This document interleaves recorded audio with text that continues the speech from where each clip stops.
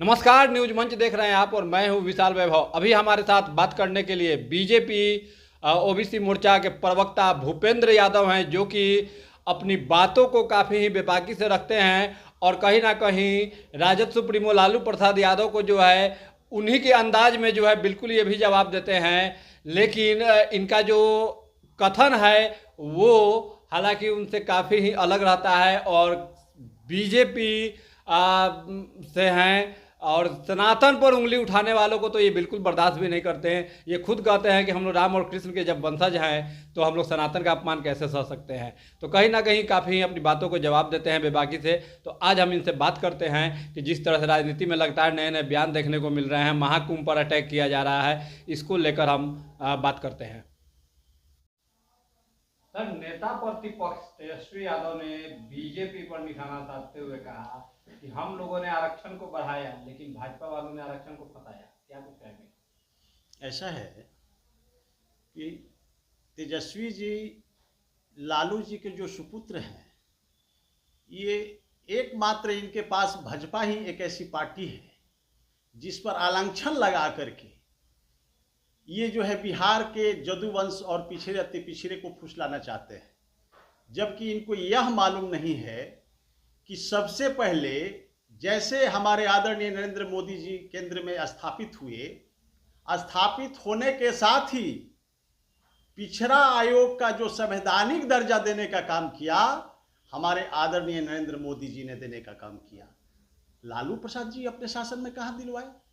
10 साल जो है ना वही यूपीए 1 यूपीए 2 में रहे, लेकिन कभी इनको पिछड़ा अति पिछड़ा का बेटा याद नहीं आया। और रेल मिनिस्टर बन करके मलाई चाव रहे थे, वो दिन याद करिए। ये आज तक ये कहते हैं कि हम पिछड़ा के मसीहा हैं, गरीबों के मसीहा हैं, लेकिन ये गरीबों का सबसे बड़ा शोषक रहे और अपनी बच्चे और बच्चियां को आरक्षण लेने में ही सबसे आगे रहे। और पूरे बिहार में इतनी लूट किए और इतनी अपहरण कराए कि उस अपहरण का पैसा से भी जो है ना ये हजारों करोड़ नहीं ये लाखों करोड़ में चले गए हैं पूरे परिवार। तो क्या बात करेंगे आरक्षण की? ये लोग आरक्षण जो है देने में तो मेरा भाजपा भी था। 90 में हमारा जो है भाजपा आरक्षण में साथ था। ये आरक्षण विरोधी स्वयं है और स्वयं आरक्षण प्राप्त कर रहे हैं। इनसे जो है बिहार को भला होने वाला नहीं है।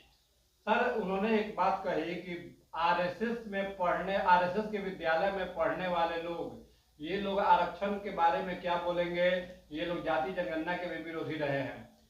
ऐसा है, तेजस्वी जी अभी बच्चा है, उनको जानते हैं, उनको इतना ज्ञान नहीं है कि आरएसएस में कौन लोग होते हैं।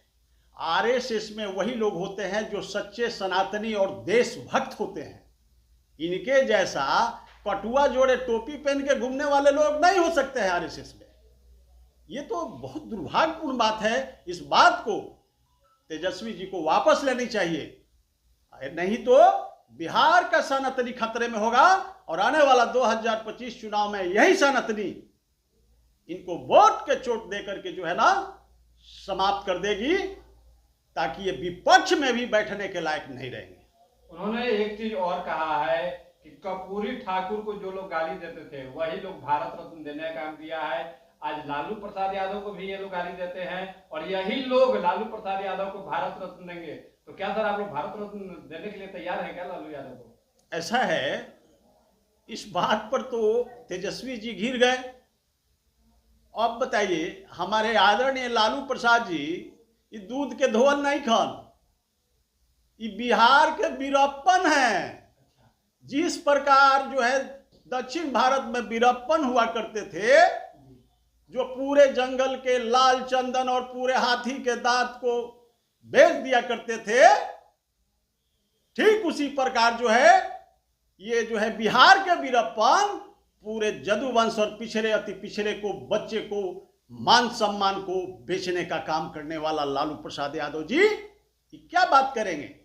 ये इनको तो ये जो भारत रत्न जो कह रहे हैं, इनको तो जो है चारा चोर रत्न देने की जरूरत थी।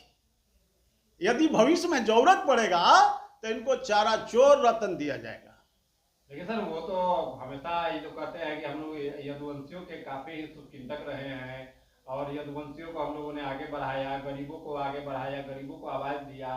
17 महीने में जो कर दिया वो 17 साल में नहीं हुआ सर। ऐसा है कि इनके रीजन में गरीब गरीबे रह गए, ये अपने ही जो है गरीबी रेखा से इतना ऊंचा उठ गए कि आज इनका बेटा जो है पोता पोती के हेलीकॉप्टर में केक काट करके जन्म दिवस मनाते हैं। ये क्या बात करेंगे? ये गरीबी की बात, ये तो सरासर गलत है। उनके मुंह से शोभा गरीबी का नहीं होता है। हम नहीं समझते हैं कि वो गरीबों को भला करने जा रहे हैं। और रही बात इनकी इस बिहार पर जो है, जितने भी हम समझते हैं कि हमारा बुद्धिजीवी यादव था, इनके रीजन में 90 के दशक में इतनी क्राइम हुई, जो ऑर्गेनाइज क्राइम ही कराया करते थे, ये बिहार की सीएम आवाज से कराया करते थे। तो ये ऐसे लोग जो क्राइम करने वाले लोग, क्राइम कराने वाले लोग, क्राइम से पैसा कमाने वाले लोग, और बिहार में खास करके जो हमारे गौ माता का चारा को जो है ना बेच करके इतनी गाय हमारी माताएं मरी, इनके रीजन में 90 के दशक में इतनी क्राइम हुई, जो ऑर्गेनाइज क्राइम ही कराया करते थे, ये बिहार की सीएम आवाज से कराया करते थे।